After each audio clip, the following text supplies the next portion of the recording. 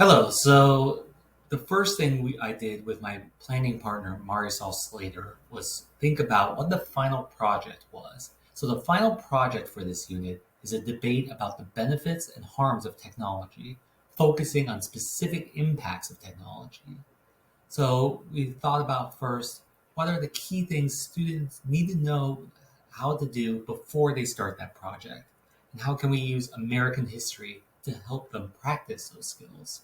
So the first thing we did was break down the project into the important elements. So the first one is making a claim using evidence, proposition, and support. Then it's practicing and utilizing the correct transitional words when you make a proposition and support paragraph. So words like first, next, second, third, in conclusion, all of those. The next part of that was then applying history vocabulary words. So we identified specific impacts to sort of center the unit around social, economic, political, environmental. Obviously, there's other ones we could have done. Four made it sort of easier to focus for students, and I think it helped provide clarity as we sort of examine the impact of technology. So when we practice using those vocabulary words, we first had students translate the words, then we had students um, use a gallery walk to explore what those new words meant, connecting it back to prior things we have already learned in history class. Then what we had students do was do a sort. Sorts are great ways to introduce new vocabulary words, and then have them practice applying that to a history text. So pulling out social, economic, political, and environmental impacts in a text about the assembly line.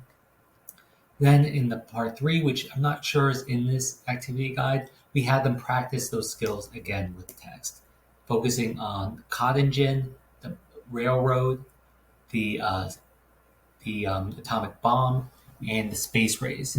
So providing students with a chance to apply, sort of like pulling out um, those vocabulary words, the impacts from the text, and then utilize that in a paragraph about the impacts using proposition and support. So having a claim, using evidence, and having transitional words to help link together the ideas. Something that's important to think about when you make an activity guide like this is how do you engage students at the beginning? And so something we thought about a lot was how to do that. And part of what we came up with was something that was make the sort of changes in technology that have happened tangible. So what we had basically was that we had students sort of experience time travel.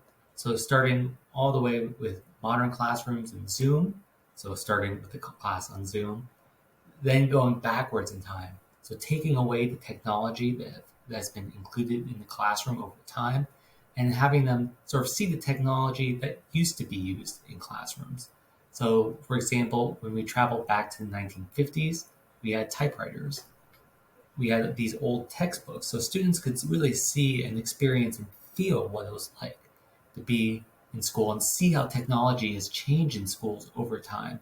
You could do that with pictures, of course, but finding ways to make it physical and tangible is a great way to engage students and make these things seem more real.